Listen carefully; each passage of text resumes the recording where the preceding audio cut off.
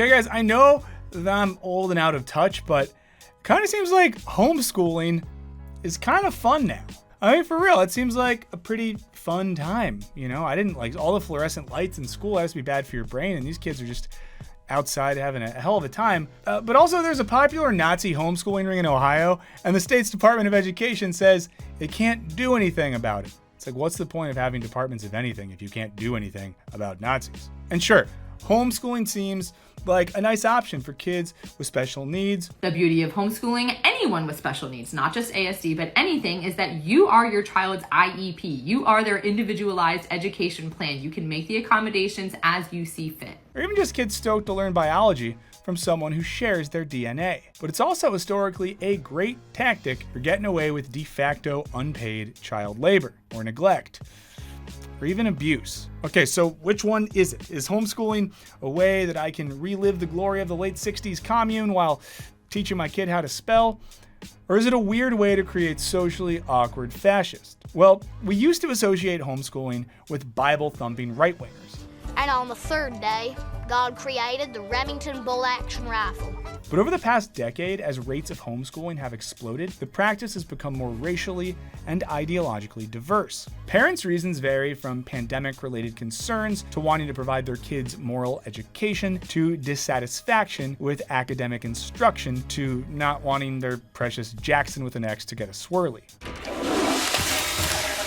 Let that be a lesson to you, Sydney. And while the lives of homeschoolers were once hidden from general scrutiny, social media is giving us a peek into these domestic classrooms, with results that vary from adorable to deeply concerning. This is his book. Look at this.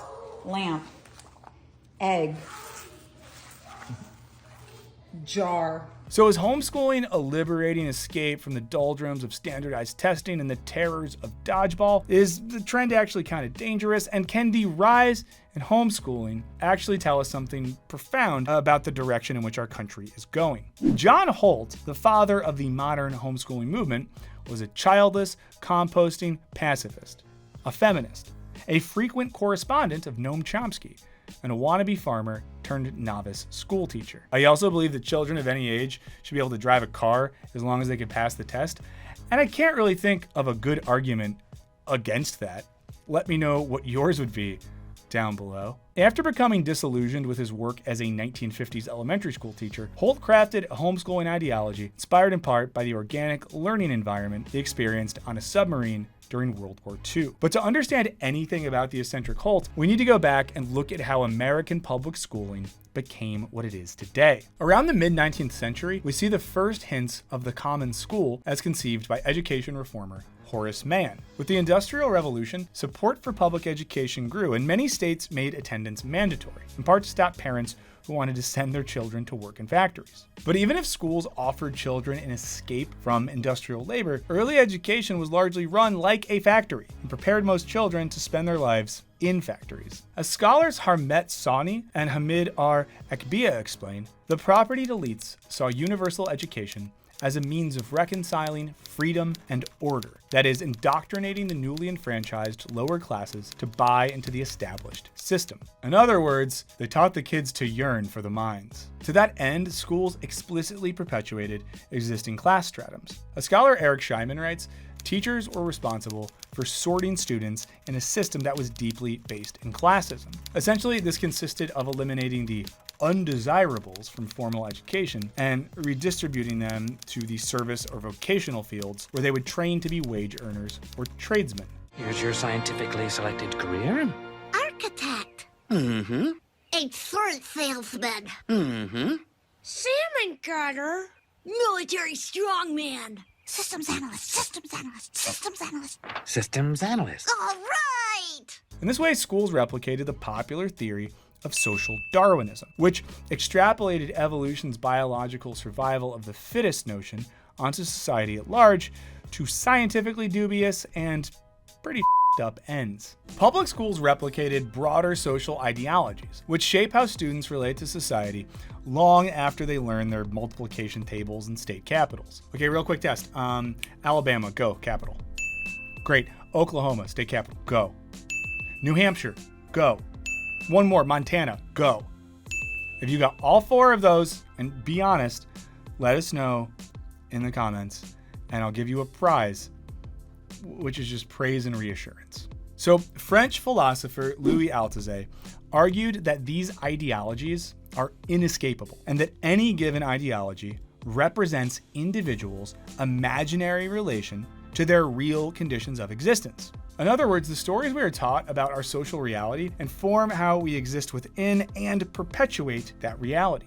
According to Althusser, a given ideology exists in the form of an ISA, or ideological state apparatus. Now, these are ideological structures propagated by social institutions, stuff like religion, family, education, and technology, which can all reinforce the logic of the state. Importantly, what gives shape and unity to the various ISAs is that they function to protect the interest of the ruling class. Althusser writes that no class can hold state power over a long period without at the same time exercising its hegemony over and in the ideological state apparatuses. In other words, the powerful create ideological apparatuses that perpetuate the conditions that give them power in the first place, including in the context of education. And to be clear, what we're saying here is not that teachers are doing this. Teachers, we love you, care about you, keep up the good fight, we wish you got paid more.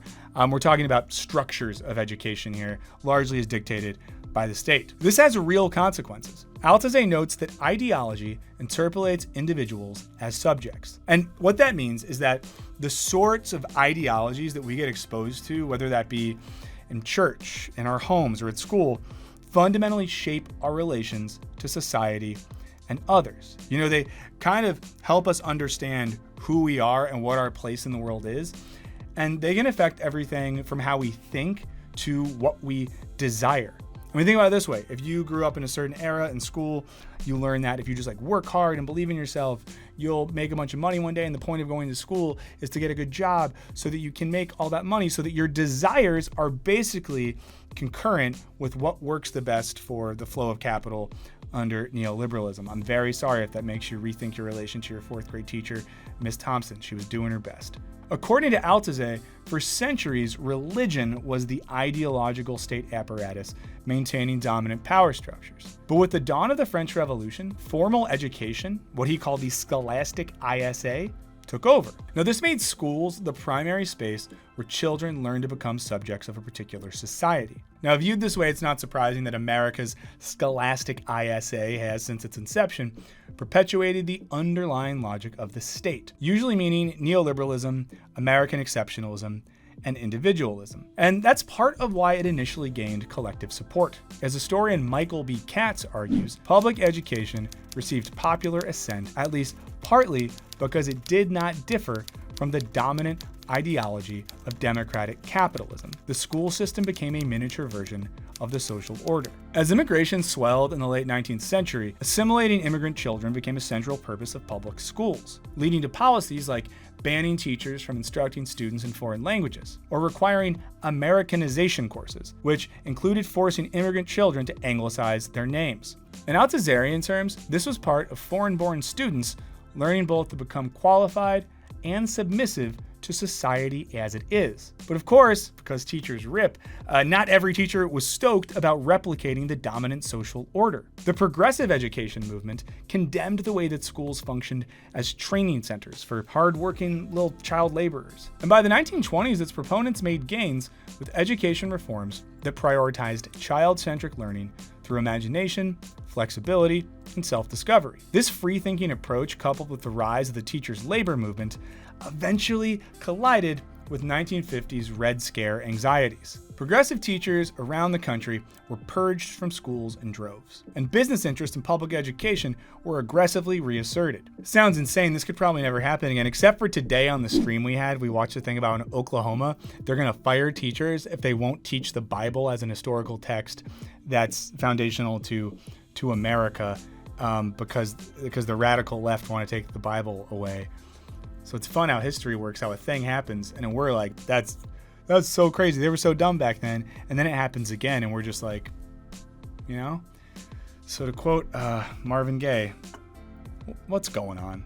That meant a renewed emphasis on vocational training and increased discipline amidst anxieties about juvenile delinquency and rebellious youth culture. In the process, 1950s public schools became even more focused on standardization and conformity. As Scheiman writes, the schools were seen as the locus at which radicalism of any kind could be squelched, and capitalism and nationalism, or essential Americanism, could be reinvigorated and reinfused in the youth. But one disillusioned teacher named John Holt led a revolt against the era's disciplinary school system, arguing that teachers' deep lack of trust in children had poisoned the air of almost every kindergarten, nursery, school, or daycare center I have seen.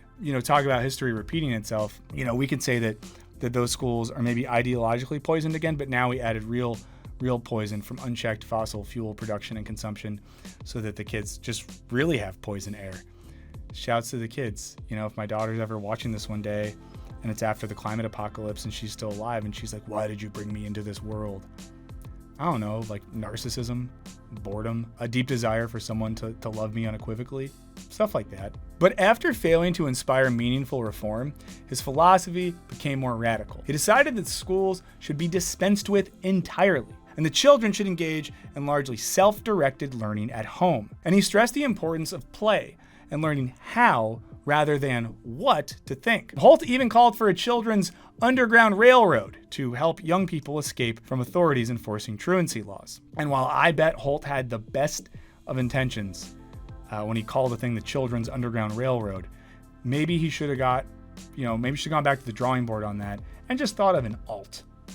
Just in case. So how did the idea of homeschooling evolve from kids just vibing out in their backyards to children all of a sudden becoming brave soldiers for Christ's army of salvation? I'm going to tell you in a second, but first, confession time, and this is really going to shock some of you, so tuck in, hold on to your butts. Guys, I'm bald. While there's no going back for me, I know that not every guy out there dreams of rocking the raw dome. Since 2 out of 3 men will experience male pattern baldness of some kind by the time they're 35, you're in the same boat as I was 15 or so years ago. You might feel like there's no other choice, but that's where you could be wrong, my friends, because Keeps wants to help you do what I couldn't do for myself. Now, Keeps is an online subscription service that makes it easy and more affordable for men to treat their male pattern baldness from the comfort of their home. With Keeps, you get clinically proven treatments to address hair loss and boost hair regrowth delivered right to your door. And as you can see, it comes in a discreet, unlabeled box. It doesn't say bald supplies on the front. It doesn't say for balding David. Keeps treatment plans are personalized to address your unique needs and recommended by a licensed medical provider. And you never need to worry about running out, as your subscription will give you the choice to have your box shipped every 3, 6, 12 months. And the best part is that it actually works. And don't just take it from me. Take a look at the over 4,500 5-star reviews. So join the hundreds of thousands of men who've tried Keeps and given it more 5-star reviews than any of its competitors. If you're ready to take action and prevent hair loss, go to keeps.com/wisecrack or click the link in the description. That's keeps.com/wisecrack. Now, let's get back to school. In 1973, John Singer, excommunicated German, Mormon, polygamous farmer in Utah, saw a flattering depiction of Martin Luther King Jr. in his child's history book. A former member of the Hitler Youth, Singer promptly removed his brood from public school, citing moral reasons. Now, officials warned him about truancy laws, so he built a one-room schoolhouse on his property, and his children joined the approximately 13,000 American kids then being homeschooled. Due to compulsory attendance laws, homeschooling was legally gray, if not outright illegal in most places. School officials asked to test Singer's children's academic abilities to make sure that they were keeping up, but he refused, and then he was fined and jailed. In 1979, when he still refused to send the kiddos back to school, a warrant was served for his arrest. When lawmen on snowmobiles swarmed his farm, Singer pulled out a gun, and then they shot him dead. It's not cool that they shot him dead, but it's pretty crazy that that's what he went down for. That he was willing to die to do a bad job of teaching his kids things. Basically, let's be real. He died because he didn't want his kids to think that Martin Luther King Jr. was good. That is the reason that he fundamentally died. That's a lot. Now, despite being a militantly religious Nazi, Singer was lionized by the evangelical homeschooling community as a hero who died fighting for the right to teach his family that whites were superior or something like that. He clearly died fighting for the right to do like white power stuff. What I'm saying is it's a dumb reason to die. But to understand this weird Mormon Nazis enthusiasm for homeschooling, let's return to John Holt, who by 1977 had started a popular newsletter called Growing Without Schooling. It became a Bible to thousands of parents whose choice to homeschool was treated by society and the media as idealistic, sketchy, or just plain loony. Now, many of Holt's early disciples were hippies who found public schools too conservative, an embodiment of the repressive society they were rebelling against. Now, they often educated their children in communes and collectives, using Holt's unschooling methodology, which rejects structures and curriculums. But for a growing group of evangelical homeschoolers, the radical Holt would become an unexpected inspiration. Now, Christians have been beefing with public schools since at least the fight over the teaching of evolution. But things really heated up in 1954 when Brown versus Board of Education mandated an end to segregation. And this was followed up by the 1962 decision to ban prayer in schools. Like today, outrage about multicultural secular textbooks regularly flared up. A 1975 New York Times article noted that parents, faced with an education system that no longer suited their worldview, now worried schools were primarily focused on ideologically indoctrinating their children with dangerous secular ideas. Their first response was to send their kids to private Christian academies. But as states fought to regulate those schools, parents began to wonder if keeping education within the family was just as good, if not better. By the late 1970s and early 80s, a growing number of evangelical families were homeschooling, and Christian magazines advised parents to consult Holt's newsletter in spite of his secular worldview. Sort of like Christian leaders telling their bands, like, listen to the Grateful Dead and the stylings of Jerry Garcia, just don't pay attention to their worldview. Zealous evangelical advocates, according to religious scholar Seth Dowland, appropriated the homeschooling movement to advance a family values agenda. What was once about pedagogy was now explicitly about ideology, protecting children from the perceived moral dangers of secular public schools. In 1983, homeschooling dad and lawyer Mike Ferris founded the Homeschool Legal Defense Association, the HSLDA, as an explicitly Christian organization that lobbied for favorable homeschooling legislation and funded legal representation for homeschooling families. Now, Ferris's timing was spot on. The Reagan era was already hostile to government oversight, so it was easy to argue that homeschooling parents should just be left alone and not have to deal with pesky interventions like requiring parents to get teacher certifications.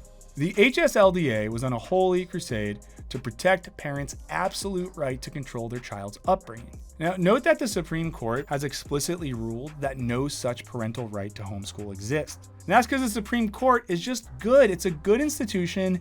I'm glad it exists. The checks and balances they just work. So shout out to the founding fathers for conceiving of a system of government that could never be replaced or made better.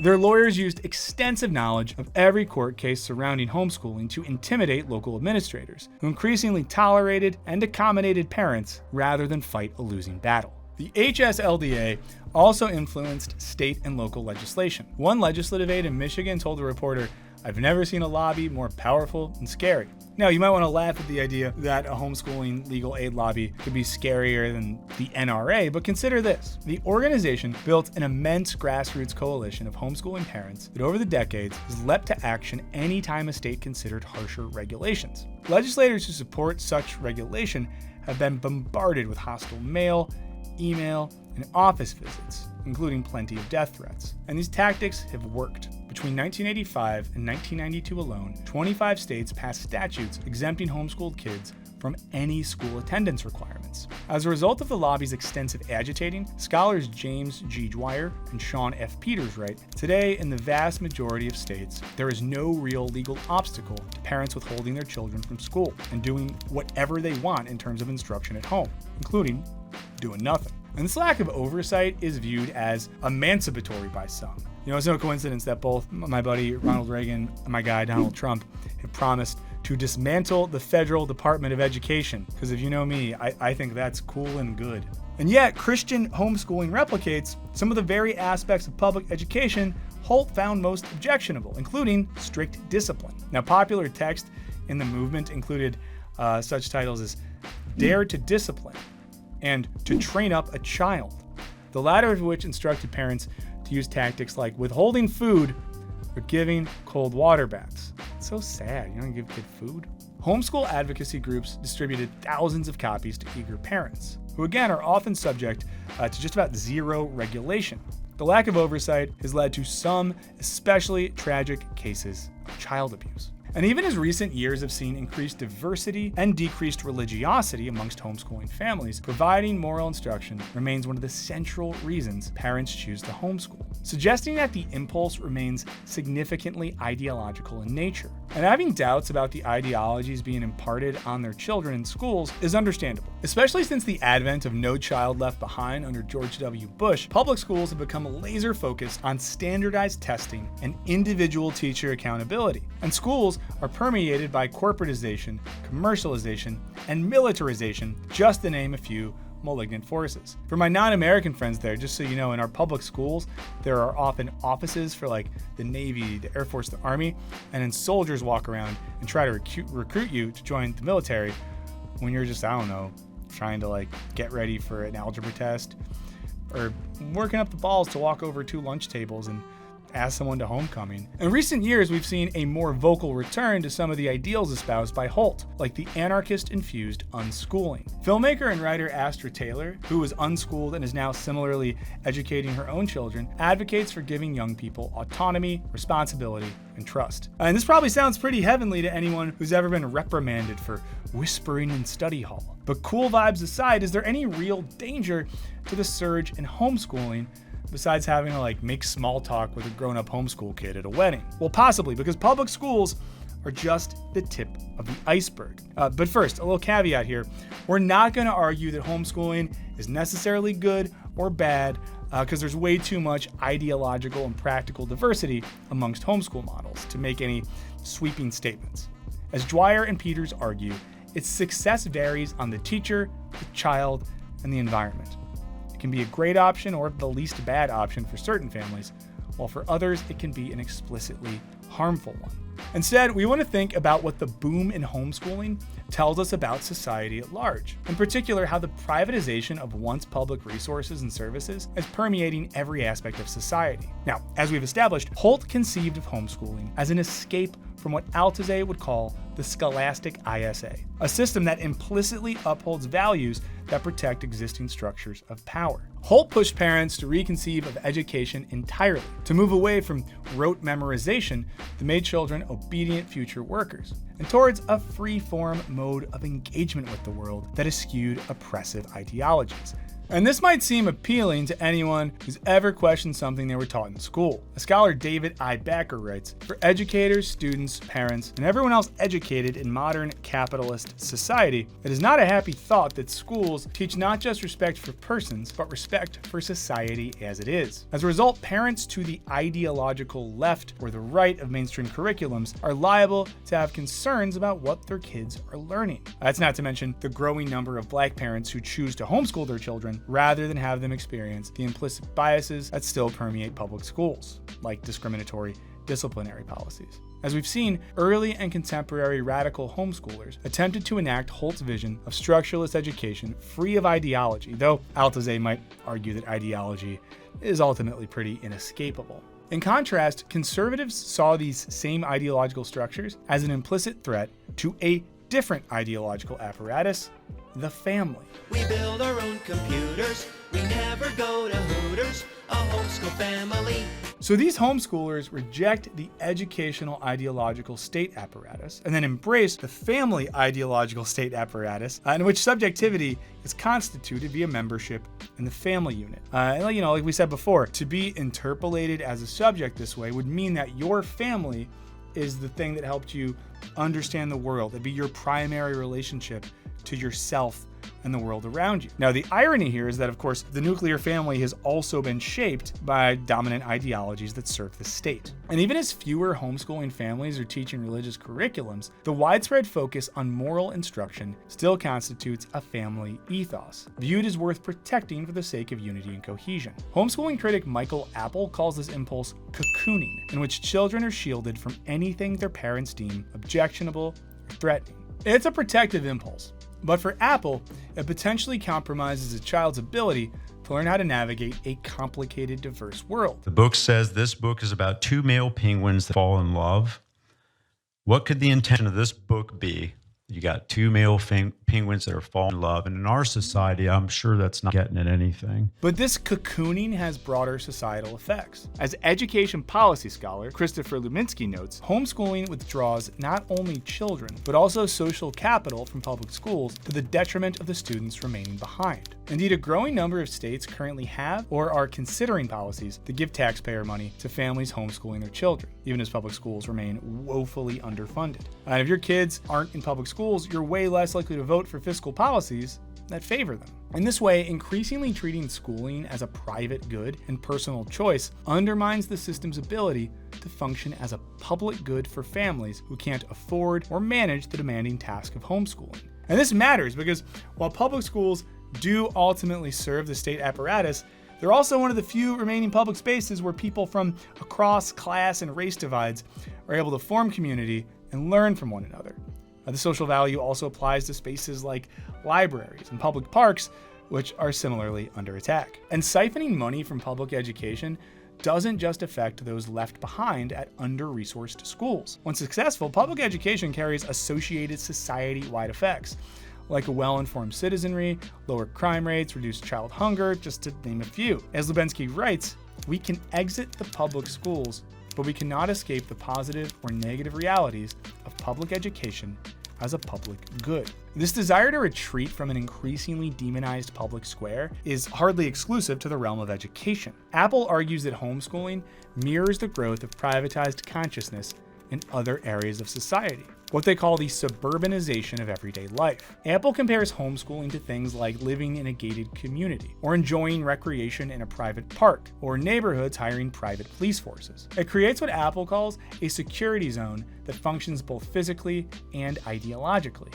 But this prioritizes individual security over the collective good. As Lubenski writes, homeschooling is a flight from the public production of values in a pluralist society. Because we cannot reach a consensus about moral issues, people tend to retreat from the idea of public production of civic virtues. This is especially tragic because public schools have the potential to be spaces of solidarity and community building. As education researcher Jennifer M. Mays writes, education plays a critical role in transforming spaces, society, and oppressive education or economic systems through unpacking dominant ideas, values, and practices. Solidarity and collective representation found at the grassroots level can be used as a tool of resistance. In other words, public schools can be spaces for combating dominant ideologies or creating new emancipatory ones. Because even if school boards are reshaping curriculums around manufactured culture wars, that doesn't mean that your history teacher isn't an amazing human that helps you understand the past with nuance. And it doesn't stop school from being a place where you can bond with others in collective actions against everything from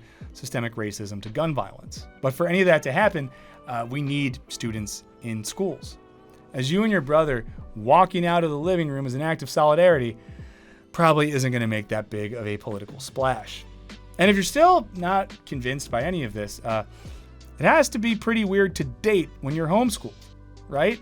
Let us know in the comments if that was you. And also just let us know what you think in general. Is homeschooling helpful in allowing us to get at cultural debates more generally? Did you go to homeschool? Let us know what your experience was like.